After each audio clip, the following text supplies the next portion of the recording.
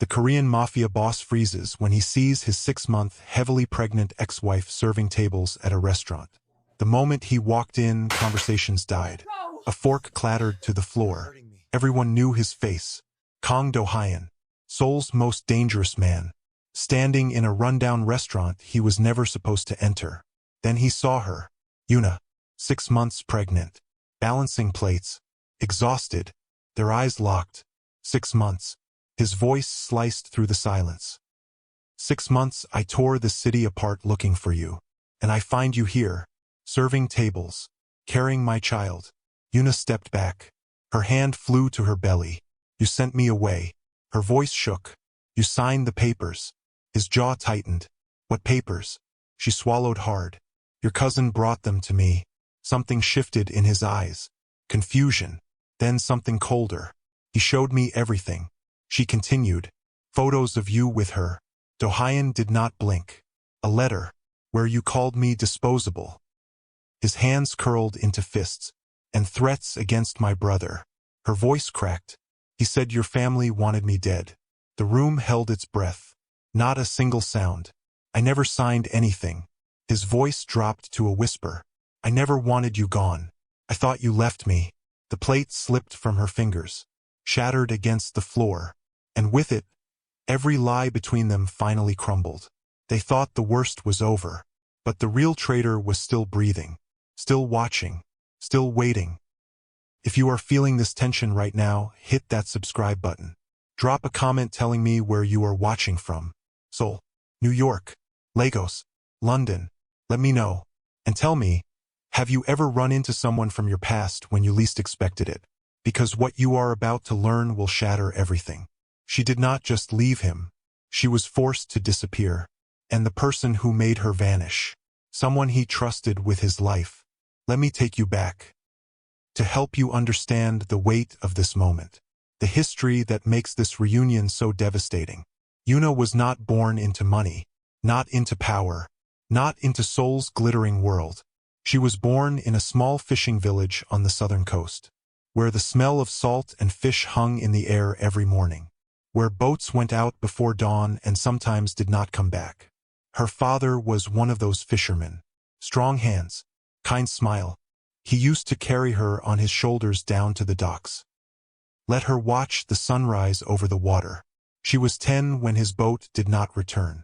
They found it 3 days later. Capsized. Empty. Her mother never recovered. Worked herself to death in a seafood processing plant. 14-hour shifts. Hands raw from ice and scales. She died 2 years after Yuna's father. Heart attack at 34. Yuna was 12. An orphan. Her older brother Jinho became everything. Parent. Provider. Protector.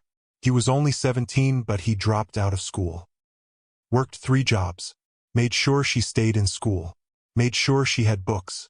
Uniforms. A future. You are going to get out of here. He told her every night. You are going to Seoul. You are going to become something. She studied until her eyes burned. Got scholarships. Top marks. She left the village at 18 for Seoul National University. Nursing school. She wanted to save people. Maybe because she could not save her parents. Maybe because she understood loss. Pain. What it meant to need someone and have them disappear. By 25, she was working at Seoul National University Hospital. Trauma unit. Night shifts mostly. The hardest cases. The ones no one else wanted. She was not afraid of blood. Not afraid of chaos. Not afraid of powerful men who bled just like everyone else. That fearlessness. That refusal to be intimidated. That is what caught his attention. Kang Dohyun lived in a different world entirely. He was born into the Kang family. 3rd-generation crime lords. His grandfather built the empire from the ashes of the Korean War. Started with gambling dens, protection rackets, survival. His father expanded. Nightclubs, real estate, legitimate fronts for very illegitimate money. By the time Dohyun was born, the Kang name meant power, meant fear, meant do not ask questions if you want to keep breathing. His mother died when he was 6. Officially a car accident. Unofficially, no one talked about it, but everyone knew. Rival family. A message sent in blood. His father became colder after that. Taught Dohyun that love was weakness, that trust got you killed, that the only thing that mattered was power. He was sent to boarding school in London at age 12. Educated among the children of diplomats and billionaires. But he was never one of them. Too Korean for the British. Too violent for the legitimate world. He came back to Seoul at 22. His father was still running things, but age was catching up. Dohyun was being groomed, tested, pushed. At 28, there was a power struggle within the family. His father's younger brother wanted control. Thought Dohyun was too young, too soft from his Western education. The struggle lasted 3 months. It ended with his uncle disappearing, his father stepping down voluntarily, and Dohyun taking over. He was 28, the youngest head the Kang family ever had. He proved himself ruthlessly, expanded territory, modernized operations, cryptocurrency, cyber operations. He brought the family into the 21st century. By 34, he controlled most of Seoul's underworld. From Gangnam's luxury high-rises to Itaewon's nightclubs. His word was law. His anger was death. But he was alone, surrounded by people who feared him, who wanted something from him, who smiled to his face and would put a knife in his back the second he showed weakness. He trusted no one, except his cousin, Taejun, his right-hand man. The only family member who seemed loyal, who had been with him since childhood, who had fought beside him during the power struggle. Taejun was the one person Dohyun believed would never betray him. That belief would cost him everything. These two worlds should never have collided. Hers of early morning shifts and saving lives. His of midnight meetings and taking them. But they did. On a night 2 years ago when everything changed. Dohyun was brought into the emergency room at Seoul National University Hospital at 2 in the morning. Stab wound to the abdomen. Deep, bleeding badly. His men wanted to take him to a private doctor, someone on the payroll. But the wound was too severe. Too much blood loss. They brought him to the ER. Guns hidden but ready. Prepared to threaten anyone who asked questions. Yuna was the night nurse on duty. She took one look at the wound. Assessed. Moved. Get him on the table. She ordered. Not asked. Ordered. One of his men stepped forward. We need a private room. After I stop him from bleeding out. She did not even look up. Now move or get out of my way. The man looked at Dohyun. Dohyun was pale. Fading. He nodded. They moved. Yuna worked fast. Hands steady. She cleaned the wound. Started in 4. Called for the surgeon on call. You are lucky, she told Dohyun as she worked. Another inch to the left and we would not be having this conversation. He stared at her. This woman who showed no fear, who touched him without hesitation, who scolded him like he was any other patient. Who are you? He managed to ask. The person keeping you alive. She replied. Now stop talking. You will tear the stitches. His men hovered, tense, hands near weapons. Yuna glanced at them. You can either stand there looking threatening or you can sit in the waiting room. Your choice. But if you pull a gun in my ER, I will have security throw you out and let him bleed. No one had ever spoken to them that way. To him that way. One of his men started to argue but Dohyun raised a hand. Barely. Weak but clear. Wait outside. They hesitated. Then obeyed. The surgery took 3 hours. Yuna assisted. Kept him stable. Monitored vitals. When it was over, when he was stitched and bandaged and sleeping off anesthesia, she finally asked. Gang fight. Something like that, he said. She looked at him. Really looked. Saw the expensive watch. The tailored clothes cut away by her scissors. The way his men had deferred to him despite his injury. You should choose better friends, she said quietly. He almost smiled. Not friends. Family. Same advice applies. She checked his vitals one more time. You will be fine. But no strenuous activity for 2 weeks minimum. That means no fighting. No running. No stress. Do you always give orders? He asked. Only to patients who do not follow instructions. She replied. And you look like the type who does not follow instructions. She was right. 3 days later he was back at the hospital. Not injured. Just visiting. He asked for her at the nurse's station. They told him she was off duty. He came back the next day. And the next. On the fourth day, she finally agreed to see him during her break. They met in the hospital cafeteria. Fluorescent lights. Bad coffee. Smell of antiseptic everywhere. "Why do you keep coming back?" she asked. "To thank you," he said. "You already sent flowers. 3 dozen roses. Excessive, by the way." He smiled. A real smile. Rare. "I wanted to thank you in person. You just did." She stood to leave. "Wait." He stopped her. "Have dinner with me." "No." "Why not?" "Because I know who you are now," she said quietly. "Kang Dohyun. And I do not get involved with dangerous men." She walked away. He did not give up. He came back with terrible homemade kimbap a week later. Left it at the nurse's station with a note. "Everyone bleeds the same. You said that to me. Maybe everyone eats the same too. Try this. If you do not get food poisoning, I will try again." She tried it. It was awful. Too much sesame oil. Rice falling apart. But the effort. She texted the number on the note. "This is the worst kimbap I have ever had." He replied immediately. "So you will have dinner with me and show me how it is done." She stared at her phone. Made a decision that would change her life. "One dinner." She texted back. "That is all." One dinner turned into 2. Then 5. Then meeting every week. He did not tell her details about his work. She did not ask. They kept a boundary. A line neither crossed. He learned about her village. Her parents. Her brother who sacrificed everything. She learned about his mother. His loneliness. The boy trapped inside the monster everyone feared. 8 months after that first dinner, he took her to a temple in the mountains. Away from the city. Away from everything. They watched the stars. Something he never did. Something she had not done since leaving her village. "Marry me," he said. It was not a question. Not quite. But not a command either. "Your family will never accept me." She replied. "I do not care. Your world is dangerous. I will protect you." She turned to look at him. Really looked. Saw past the reputation. The fear. The violence. Saw the man who brought her terrible kimbap. Who listened when she talked about her parents. Who looked at her like she was the only real thing in his life. "Yes," she whispered. They married in secret 2 weeks later. Just them. An officiant. A small temple. He gave her his mother's ring. The only thing he kept from her. A simple gold band with a small diamond. "This is real," he told her that night. "What we have. It is the only real thing I have ever known." She believed him. For 10 months they lived in their secret world. She kept working at the hospital. He kept running his empire. They met in a small apartment he bought in a quiet neighborhood. No guards. No guns.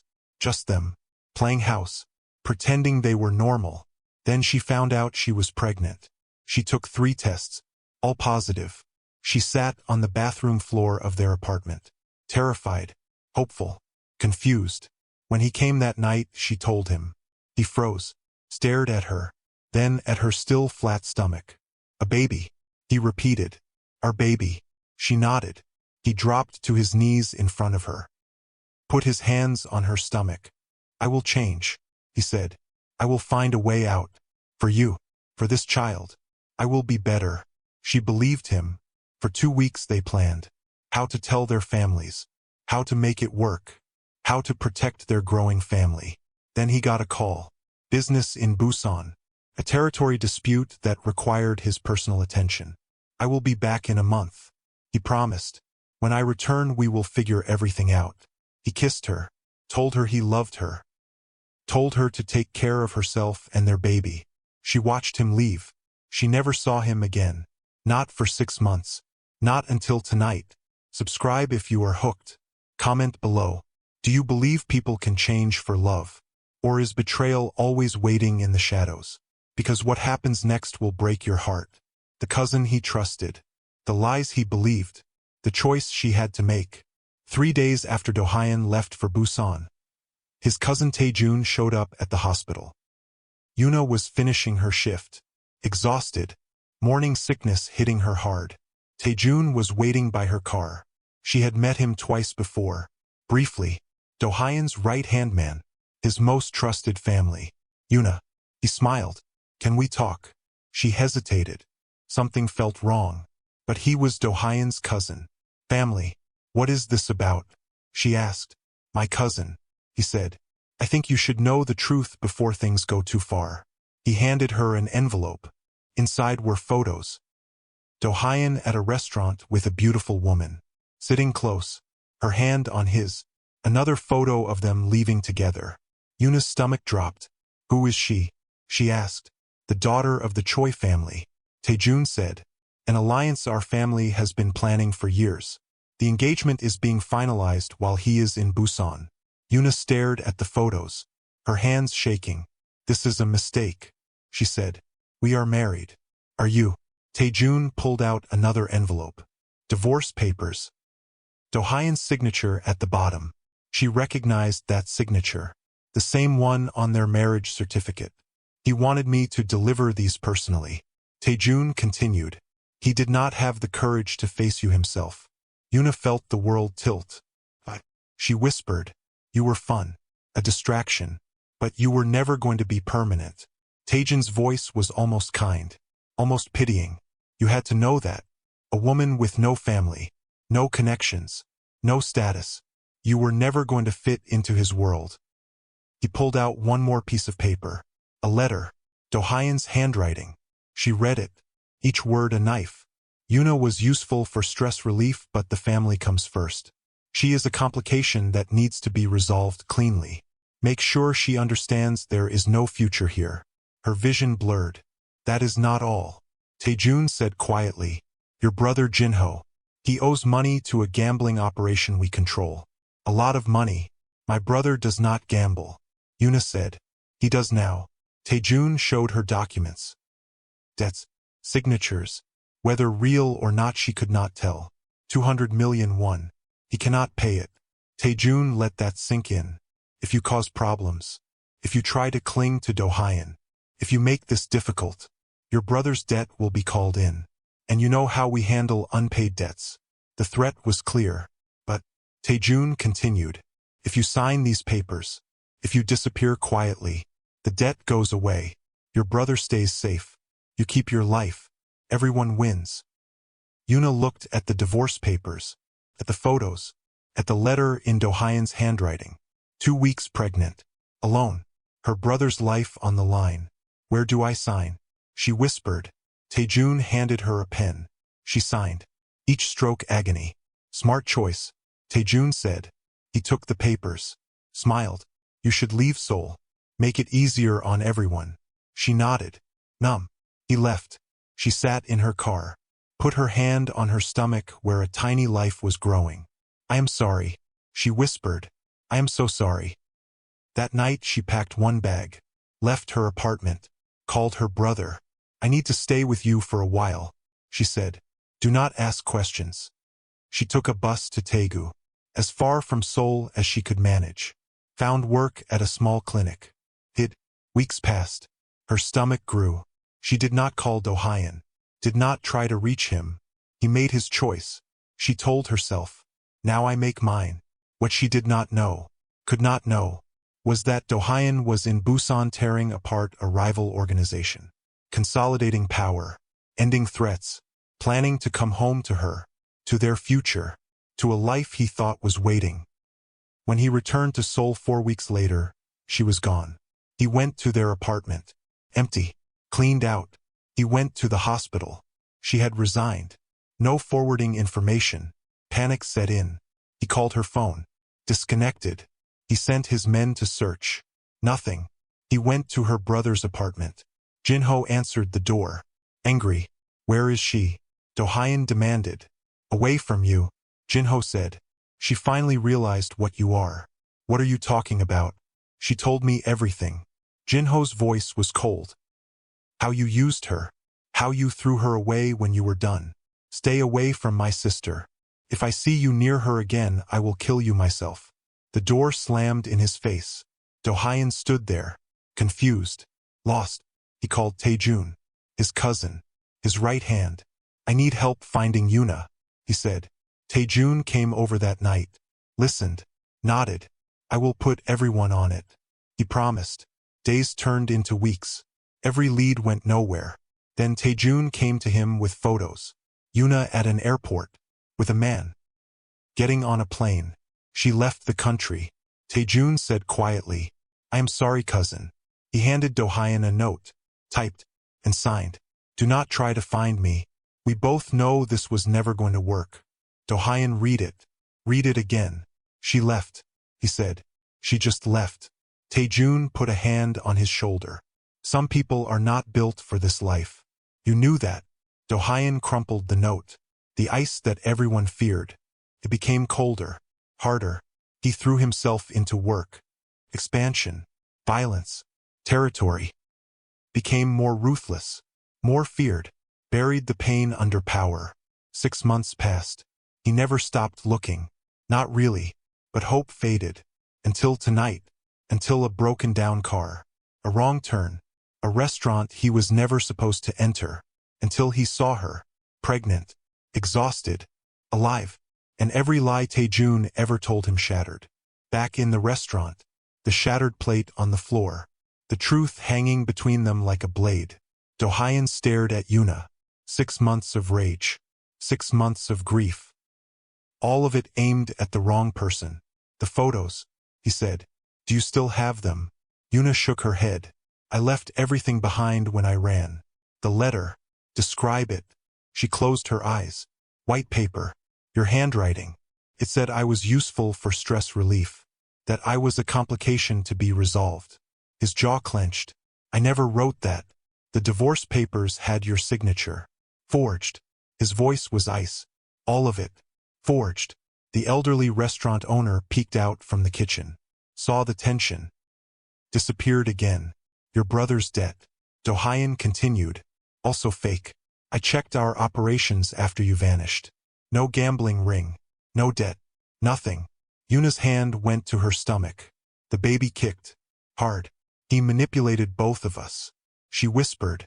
Your own cousin. Family. Dohyun's laugh was bitter. The one person I trusted. He pulled out his phone. Made a call. One ring. Find Taejun. Now. His voice carried death.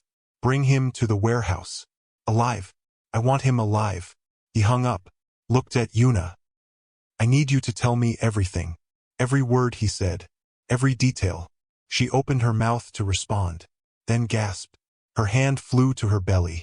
Her face went white. What is wrong? Dohyun was at her side instantly. Pain.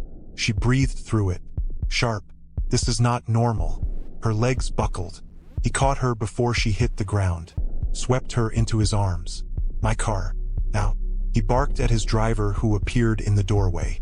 The owner rushed out. What is happening? Call ahead to Seoul University Hospital. Dohyun ordered as he carried Yuna out. Tell them Kang Dohyun is bringing a patient. 6 months pregnant. Complications. Have their best OB on standby. He moved fast. Placed her in the back seat. Slid in beside her. Pulled her against him. The car was already moving. Another contraction hit. Yuna cried out. Breathe. Dohyun's voice was steady but his hands shook. Just breathe. We are almost there. I have been on my feet 12 hours a day. She gasped. Every day for months. The doctor said I needed to rest but I could not afford to. His face went dark. You were working like this. Pregnant. Alone. I had no choice. You did. His voice cracked. You had me.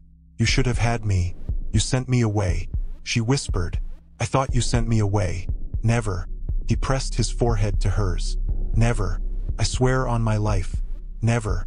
The hospital came into view. Staff were waiting. Gurney ready. Dr. Park herself standing at the entrance.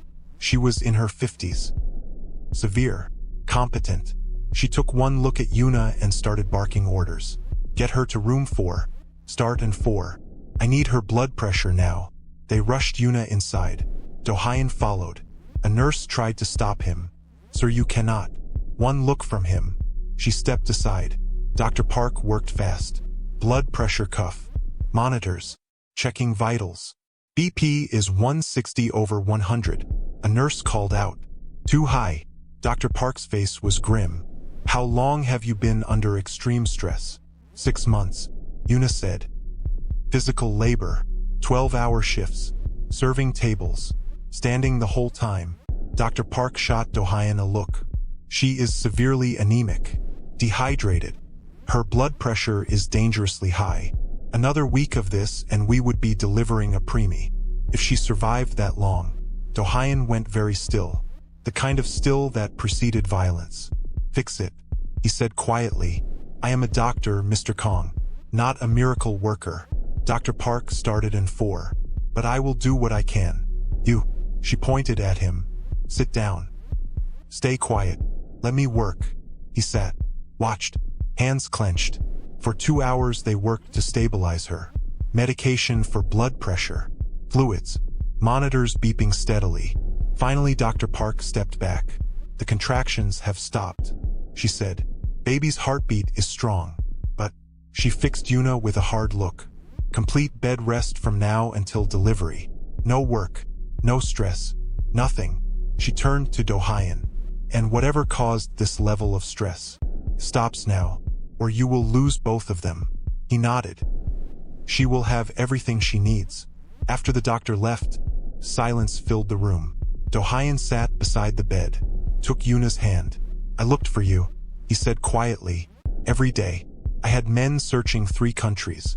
I thought you left me for someone else. Taejun showed me photos of you at the airport with another man.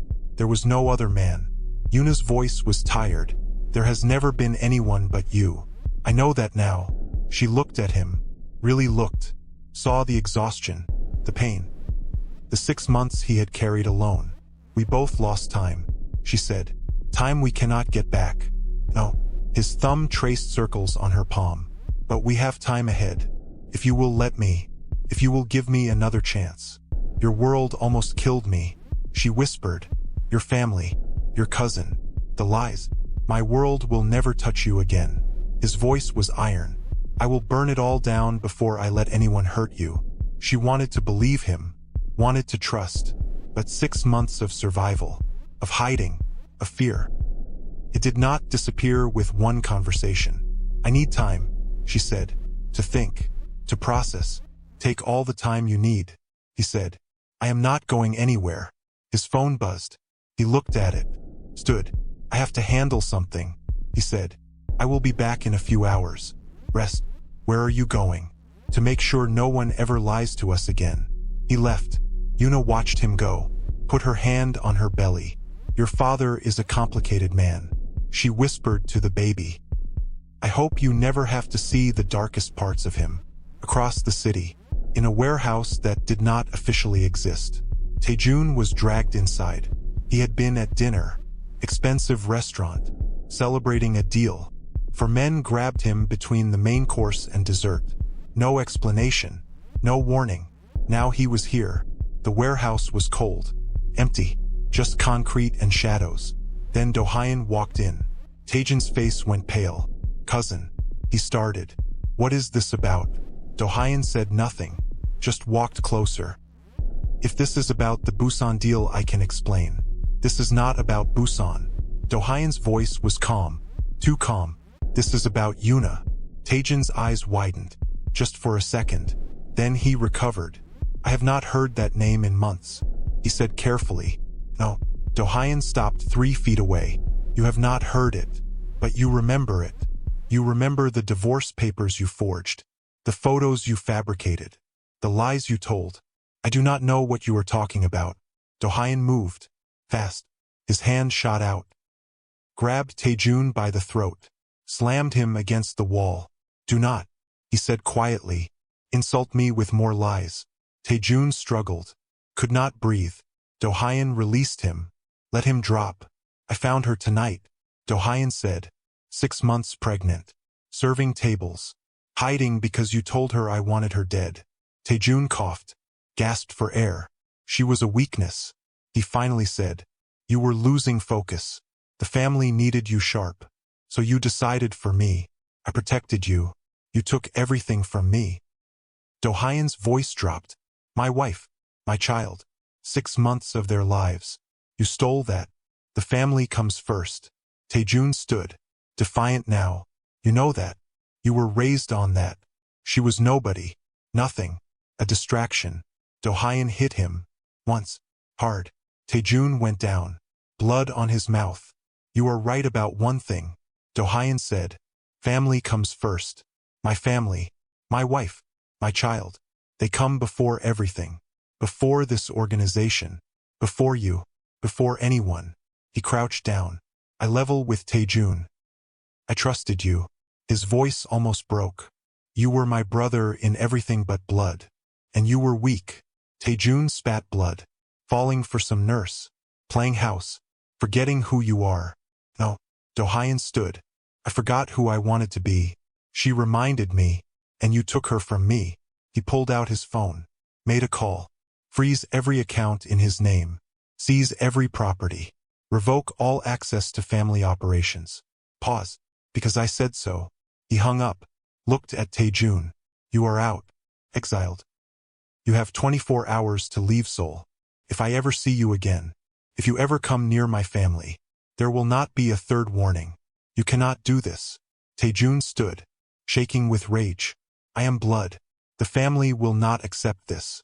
The family will accept what I tell them. Dohyun's voice was final. Or they can join you in exile. He turned to leave. She will leave you again.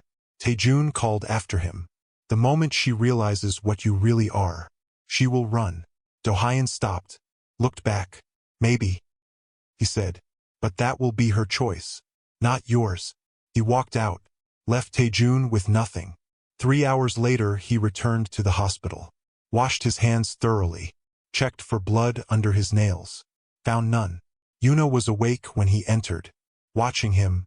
Is it done? She asked. It is done. Did you kill him? No. Dohyun sat beside her bed. But he will wish I had. She nodded. Did not ask for details. Some questions were better left unasked. I made arrangements, he said. A house outside the city. Private. Secure. Medical staff on call. You will stay there until the baby comes. I cannot afford that. You are not paying. I am. He held up a hand before she could argue. This is not negotiable. You are carrying my child. You almost went into early labor because of my world. My mistakes. I will fix this. She studied him. This does not mean I am staying. After the baby, I might still leave. I know, he said. But at least give me the chance to prove I am worth staying for. She was quiet for a long moment. Okay, she finally said. Until the baby comes. Then we decide. He nodded. That is all I ask. 2 days later she was released. He took her to a house in the mountains. An hour from Seoul. Traditional Korean architecture. Modern security hidden in the landscaping. Her brother Jinho was already there. Yuna. He rushed to her. Hugged her carefully. I have been looking everywhere for you. I am sorry. She said. I had to disappear. Jinho looked at Dohyun. Standing back. Giving them space. He told me everything. Jinho said quietly. About the cousin. The lies. Do you believe him? Yuna asked. Jinho was quiet. Then nodded. I checked. The gambling debt never existed. I never owed anyone. It was all fabricated. He looked at Dohyun again. You hurt her again. I do not care who you are. I will kill you myself. Dohyun met his eyes. I would let you. The two men stared at each other. Understanding reached. Jinho nodded. Okay. For 3 months Yuna lived in that house. Resting. Eating properly. Medical checkups twice a week. Dohyun visited every day. Sometimes just for an hour. Sometimes he stayed the night. They talked. Really talked. About the 6 months apart. The pain. The misunderstandings. Slowly. Trust rebuilt. He read to her belly at night. Talked to the baby. Your mother is the strongest person I know. He would say. You are lucky. You get her strength. Her kindness. What do they get from you? Yuna asked one night. My protection. He said. Everything I am. Everything I have. It is theirs. 3 months and 1 week after the restaurant. Yuna went into labor. For in the morning. She woke him. It is time, she said. He was up instantly. Calling the medical team. Getting her to the car. The drive to the hospital felt like hours. Was actually 20 minutes. Dr. Park was waiting. "Let us meet this baby," she said.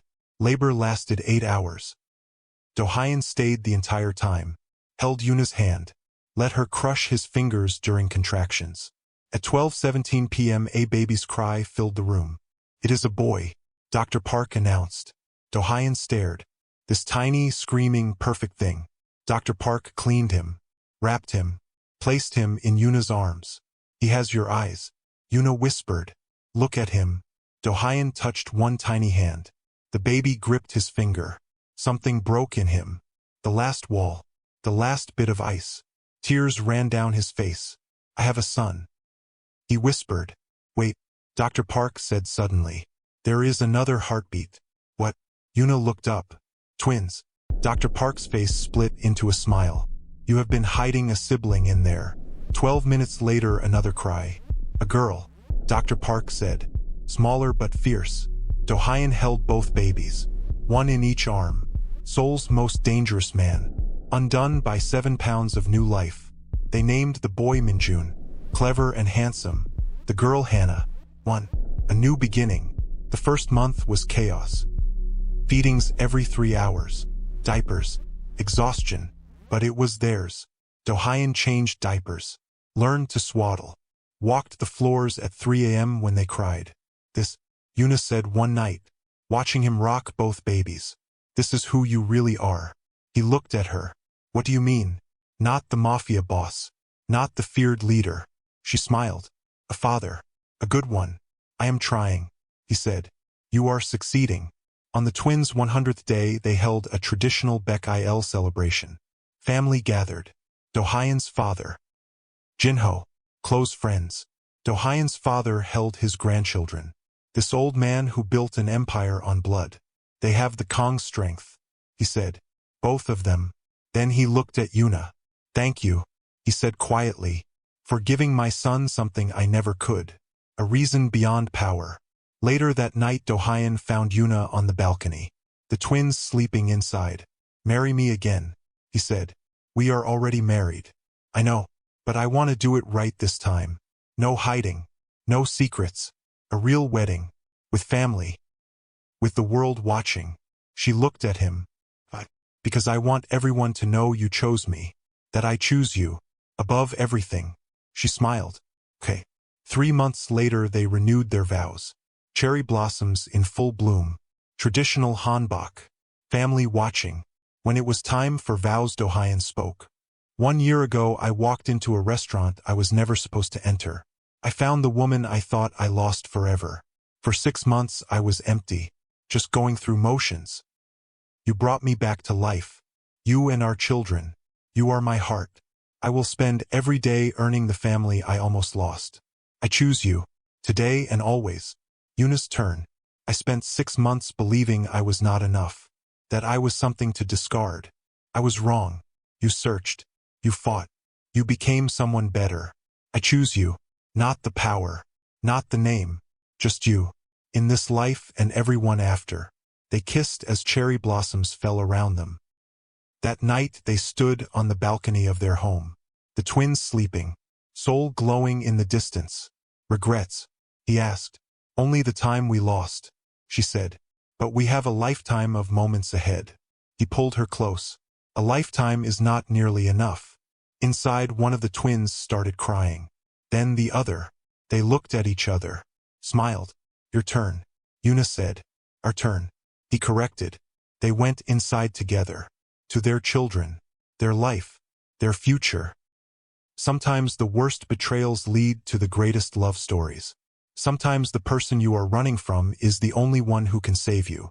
Sometimes fate breaks down your car in exactly the right place. At exactly the right time. So you can find what you thought was lost forever. If the story moved you, drop a comment below. Hit subscribe. Share this with someone who believes love is worth fighting for. Tell me where you are watching from.